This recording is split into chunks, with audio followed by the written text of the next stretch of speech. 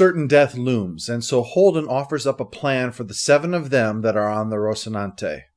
The Razorback can hold 2 people, and with the Rossi providing cover, they can likely get away. He says logically one of those 2 people should be Prax, since he is the face of this entire thing, and also because May is going to need her dad when this is all over. The other person, Naomi, because Holden says so and seems prepared to back that up with a bullet if he has to. What separates this from his previous behavior is that this is no longer motivated by an unhealthy mental compromise. It's motivated by his inability to allow someone he loves to die. Prax is on the cusp of dying for May, and Holden is on the cusp of killing for Naomi. Thankfully, it's the soldier that figures out a way they all might get to live. Bobby suggests contacting the Martian ships in the area, explain the situation to them, and have their support in any potential fight. With Avasarala giving them permission to shoot at UN ships without political consequence, well, they're naturally in. With all that has happened during these past 2 years, being permitted to unload all of their ordnance on the enemy that caused such losses within their ranks is too tempting to turn down. In fact, not only do they aid the Rocinante, they resupply her despite Mars' official position being that the ship is stolen, and even giving Bobby, whom some consider a traitor, the guns for her suit and a case of incendiary ammunition.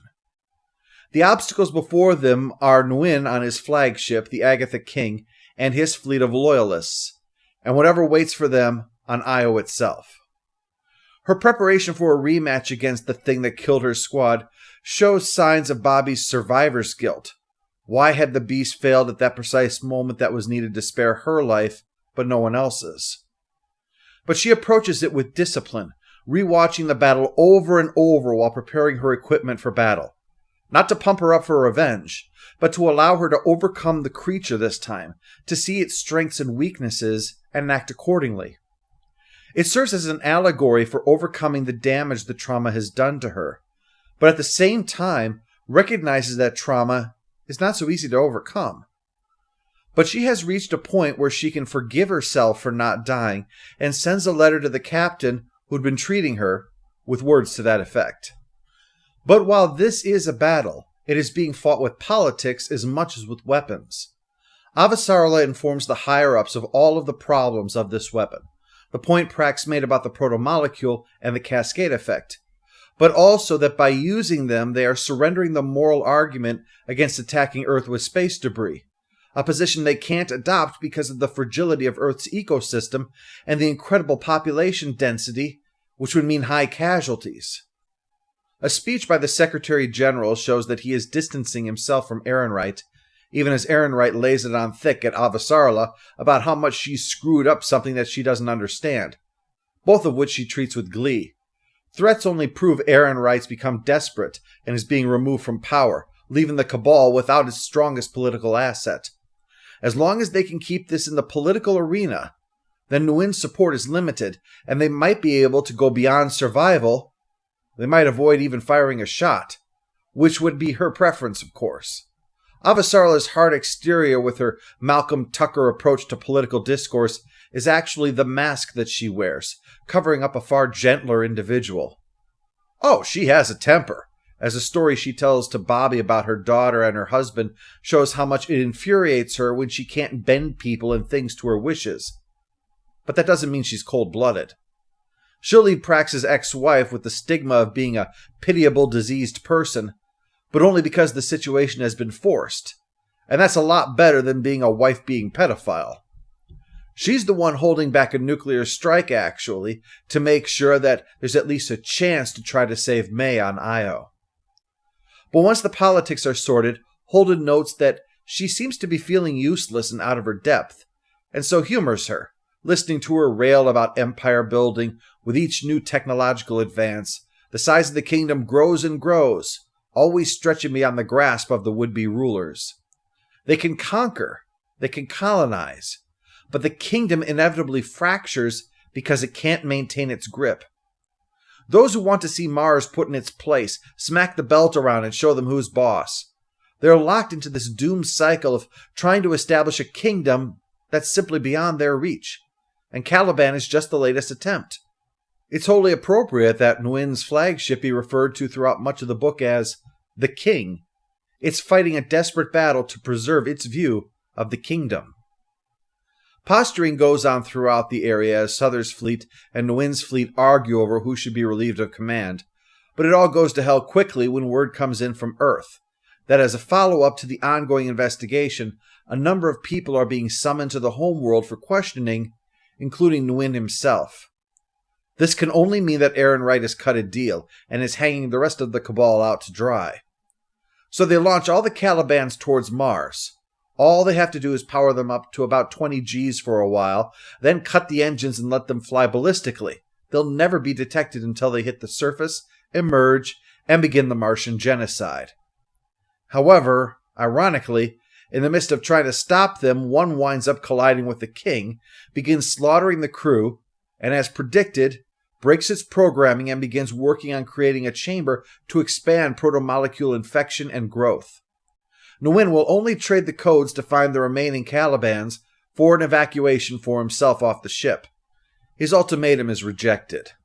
Avasarala is not doing this to be cold-blooded or to force some kind of vengeance on him or even make him go down with his ship, but it's rather the simple issue of infection. So there is no choice left then but for Holden to go in and get the codes himself, while Amos, Prax, and Bobby recover May from Io. This leaves Holden again in the position of solving the problem with violence, as he guns down the Admiral when he still refuses to give him the information that could save Martian lives. Naomi absolves Holden of his guilt, though, as this time it was needed. There were no other ways out being offered. Prax and Amos recover May, allowing Amos the chance to fulfill the driving need in him, while Bobby battles and finally defeats the Caliban Sentinel lurking on the Io base. This seems to have worked out everything for the best, except when Fred Johnson uses the Belt's nukes to destroy Calibans, rather than the UN destroying them, to show their kingdom is just as mighty as the other two. But in so doing, it triggers something on Venus, which has responded to every event involving the protomolecule throughout the system, remember. Now, something is rising up and brushing anything out of its way. And if that weren't problems enough, Holden, who has been haunted by the ghost of Detective Miller in his own behavior throughout the story, now receives an actual visit from the ghost himself. While not referred to as Caliban in the novel, hybrid seems the more preferred term. The fittingness of the name to the creature is too perfect not to have been intentional, especially given the literary and classical bent seen in Leviathan Wakes. Caliban in Shakespeare's The Tempest is a cambion, the product of intercourse between a demon and a human, and given the unknown thing writhing on the surface of the hell-like world of Venus, demon is hardly an unfair comparison, especially if one wished to argue that things such as what happened to Julie Mao shows this devil is indeed capable of taking the souls of its victims. Caliban's war is set in the wake of a changing solar system, and our four viewpoint characters show the various reactions to events. Despair for Prax, rage for Holden, guilt for Bobby, and fear for Avasarala. Prax's despair is the most obvious, as the most terrifying thing for a parent is to have a child abducted.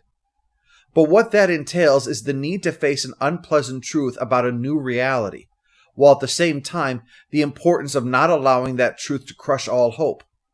Hope may be small and fleeting while despair looms as obvious and unassailable.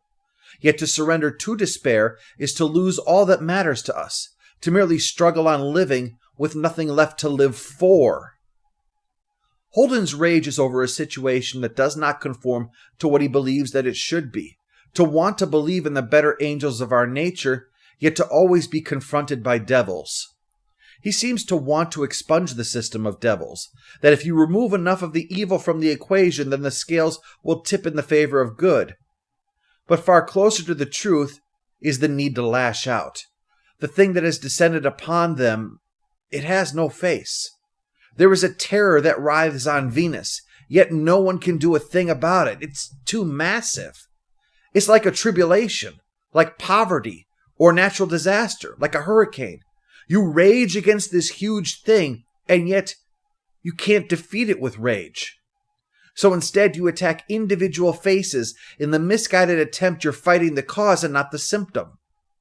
When Prax's message goes out, one belter tearfully offers to kill someone for Prax if he needs it. One is filled with anger over a situation, and one looks for a justification for using it, even if that anger is counterproductive. Bobby's guilt comes from being the lone survivor, and also a fear that she has betrayed her people in trying to pursue justice for them. The motivations of the Cabal are born from a similar situation. They've unleashed this thing that they thought that they could control, and instead, it's a threat to everything. Rather than looking how to deal with that threat on Venus, they've instead decided to justify that past ill decision by trying to turn the protomolecule into a weapon, to solidify their own power base before reacting to whatever threat emerges from their creation. Bobby has Avasarala to remind her that she can never kill enough people to bring back her dead friends. But there is no similar voice to tell Ehrenreich and his cohorts that killing more people won't undo the damage that has been done. Avasarala's fear is over how rapidly the situation on Venus has gotten out of their control, and how beyond their understanding this potential threat is. No doubt everyone is feeling the same fear, but reacting to it in different ways. She scorns those who are refusing to accept it, turning their back on the threat like a metaphorical ostrich burying its head in the sand to convince themselves there's nothing to fear. In fact, Avasarala's fear of Venus is so overshadowing that it blinds her to more immediate threats, whether it's infiltration by the Cabal into her own staff, or a plan to kill her if they feel that it's necessary. These universal reactions of despair, rage, guilt, and fear are of this period, this time of incredible uncertainty, because the familiar political situation is changed, and an intrusion into humanity's cradle by a great unknown. What the project related to Caliban ultimately proves is that however much we think we know nothing, as twice the creature turns on its own creators and eventually ignores their programming for its own. In such an environment, war is actually a comfort. It gives us a familiar direction to apply those emotions, and the delusion that it will somehow mean something. Caliban's war has nothing to do with the desires of the protomolecule or its attempted hijacking by humans, but it is a war that protomolecule has caused anyway.